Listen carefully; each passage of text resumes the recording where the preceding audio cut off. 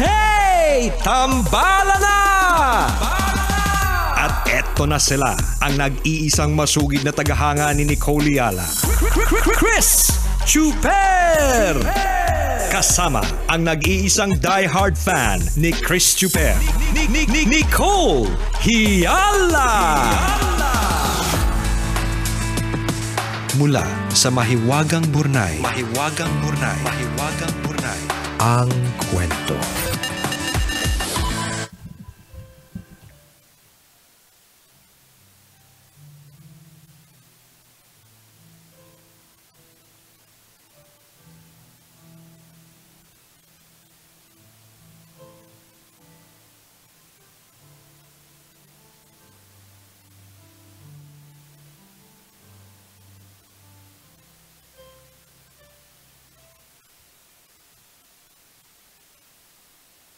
Dear Nicole and Chris,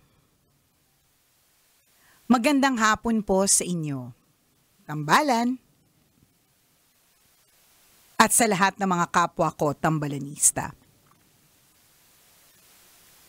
Itago niyo na lang ako sa pangalang Fe, isang dating public school teacher. Alam niyo tambalan, kahit mas gusto ko yung dating oras ng programa ninyo, hindi ko pa din kayo iniwan at patuloy ko pa rin kayong pinapakinggan. Ang saya ko din kasi nasa YouTube na kayo. Kapag gusto ko kayo mapakinggan ulit, pwede kong ulitin yung programa kahit anong oras ko gusto.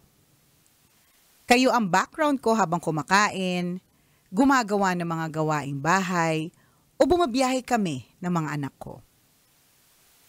Tuwang-tuwa kami sa mga komento at payo ninyong seryoso na nahahaluan ng kalokohan. Kaya naman, napapagaan ninyo ang sitwasyon ng letter sender.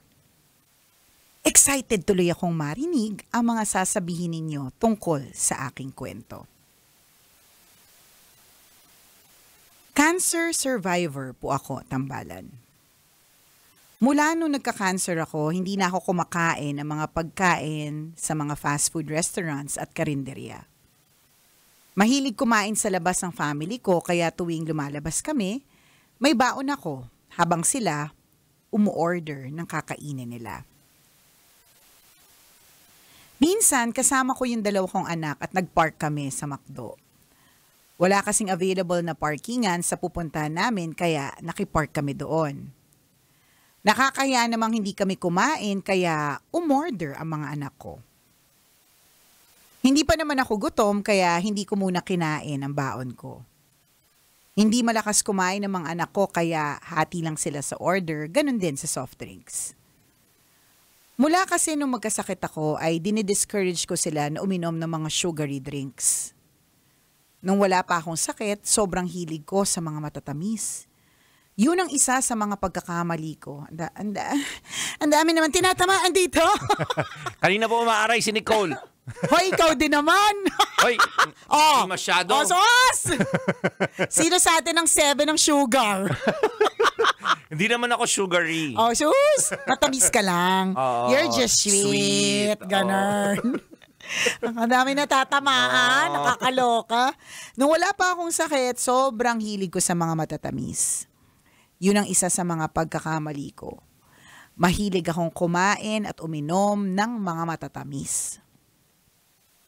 Kaya sabi ko sa mga anak ko para hindi matulad sa akin, bawasan ang pagkahilig dito. Nang matapos kumain ang mga anak ko, pagtayo namin, nakita ko nakatingin sa amin lahat ng mga customers malapit sa amin. Bakas sa mga mukha nila ang awa. Kasi nga naman, hindi na ako kumain. Naghati pa ang mga anak ko sa order nila. Ganito lagi ang reaksyon na nakukuha namin. Kapag may baon ako sa restaurant, pinagtitinginan din kami. Pinapaalala ko na lang sa sarili ko na kailangan ko ng matinding self-control at disiplina para matulungan ko ang sarili ko na gumaling ng tuluyan. Naniniwala ako na nasa Diyos ang awa, nasa tao ang gawa. Salamat tambalan sa pagkakataong maibahagi ko ang aking kwento. Sana ay marinig ito ng mga taong may-ari ng mga restaurant at karinderya pati na rin ng mga nagtatrabaho dito, na sana unawain nila kapag may nakikita silang customer na may dalang baon. Mas maging understanding sana tayo sa ating kapwa sapagkat may nakatagong kwento o rason sa kanilang mga ginagawa. Katulad ko, pinipili kong magbaon kasi mas masayang kumain kapag kasalo ang pamilya. Ang inyong tambalanista, Fe.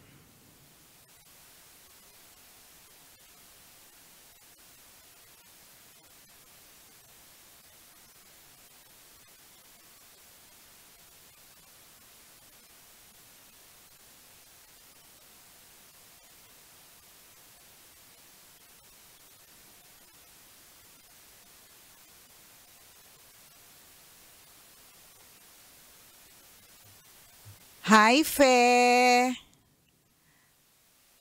Okay, so ano ba to? Magbibigay ba tayo ng opinion sa baon? Or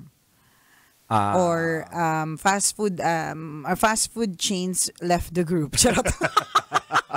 Hindi kasi ang pagkakaintindi ko, minsan kaya nila pinagbabawal. Kasi kung halimbawa, magkaroon ka ng halimbawa, gastroenteritis, diarrhea, LBM or whatever. Tas ang huli mong kinainan ay yung restaurant na yun.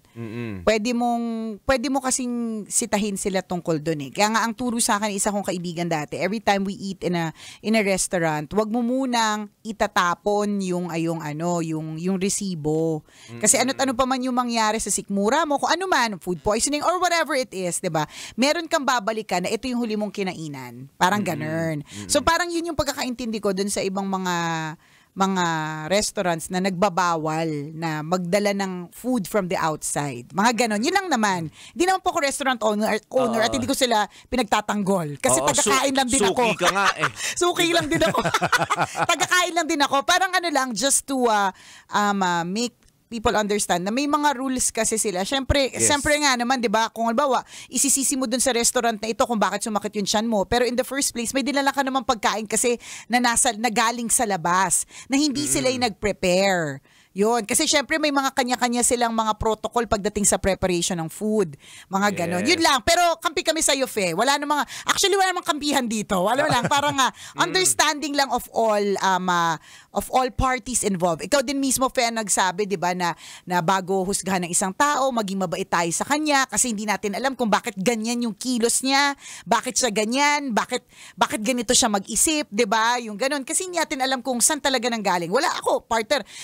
Totoo na probably kung ako din yun nandun sa fast food chain na yun, tapos nakita ko yung ganong eksena, ang maiisip ko, hindi ko rin, far from my head, partner, yung maiisip ko may cancer kasi at may sarili siyang preparation ng food. Hindi, ang maiisip ko talaga, nagtitipid yung pamilyang to. Pero itong nanay na ito, napakabuti niya kasi kahit sa gitna ng lahat, gusto niya pa rin pakainin yung mga anak niya ng pagkain na, kasi aminin na natin, masarap naman talaga ang pagkain mula sa fast food chain, nakaka-happy talaga sa mga kids yan. Pero kung nakita natin eksena ng ganun din yung maiisip ko. Pero maisip ko, mabuti kang nanay, 'di ba? Yung kakainin mo, ibibigay mo na lang sa kanila, mga ganun. Hindi ko maiisip na kasi cancer survivor ka or whatever, parang ganun. So ang sinasabi lang natin dito, talagang may mga kanya-kanyang dahilan kung bakit kinikilos natin ang ating mga kinikilos. Totoo Very good yun. pa rin naman yung mga sinabi mo tungkol sa mga sugary drinks. Sabi nga, don't drink your calories, mga ganon, 'di ba? Very good yung mga sumusunod dyan. Go, very good kayo. Saludo po kami sa inyo. Very good kayo. Kayo na talaga. Kayo na talaga ang You're tunay na the lodi. best. Oo, talagang kayo na po talaga kung meron po mga kailangang iligay sa pedestal, yung talagang titingalain po natin sa buhay, yung po yung mga taong hindi umiinom ng sugary drinks. Wow. Ang galing po ninyo. Sa totoo lang, walang halong eklabo. Ang galing po ninyo kasi apakasarap po ng sugary drinks. Yan. You already. Diba? Diba? Sabi nga nila, you already. Ikaw Ikaw na. Diba? Ikaw na. Pero kung coming from a person na maaaring ang isa sa mga sinabi sa kanya, bakit siya nagkaroon ng cancer or hindi natin alam, talagang very good din naman na that you share this insight. Na kung ano naman talaga yun, sanayan eh. Diba? At kung halimbawa, nasanay yung mga anak, mga bata pa lang na kumakain ng gulay, hanggang pagtanda, dadali nila yon. At ganun din, kung nasanay sila sa mga sugary drinks, hanggang pagtanda, hanggat hindi nila nakikita yung hindi masyadong magandang effect nito, dadali nila hanggang pagtanda. Ang iniisip ko lang, partner, minsan mahirap din po yung masyado po tayong nagkakakain ng gulay. at hindi umiinom ng sugary drinks. Yan. Hear me out. Makinig po kayo. Makinig po kayo. Minsan hindi rin masyado nakakatuwa talaga. Bakit? Araw-araw gulay, prutas, masusustansya. Tanong mo sa akin bakit? Isa pa. Bakit? Partner! Patay na kaming lahat, yung nagugulay buhay pa. Kayo na lang family ang natitira sa earth. Kayo na lang ang sasalud ng mga problema. Kayo na lang. Lahat na kami extinct. Paano? Panay gulay mo, di ba? Eh di ang haba ng buhay mo. Charot. Joke Charot lang yun. Huwag po kayo mapagpatol sa mga biro namin. Lagi po kami ganito araw-araw. Araw-araw po kaming may sayad, di ba? So, wag po nating patulan. Alam mo, feeling ko yung kaibigan nating si Leo Bunggaling. Uy, Papa Leo of LB Lending Corporation. Yes. Nagda-drive daw siya, nakikinig daw siya sa atin habang nagda-drive. Feeling ko, nakikinig ka pa ba o pinatay mo na yung radyo dun sa sugar drink? Din siya sa mga sinasabi natin kanina pa. Isa ka ba sa mga tinatamaan? Hindi siya mahilig sa pero in fair, hindi siya mahilig sa mga cakes, ganyan. Pero mataas din ba sugar niya? Ay, ayaw magpa-check up niyan. Ayaw magpa-check up niyan, di ba? Pero to Fe, thank you very much for reminding us to stay healthy, to do our best. Ang galing mo kasi totoo, ang hirap-hirap nun.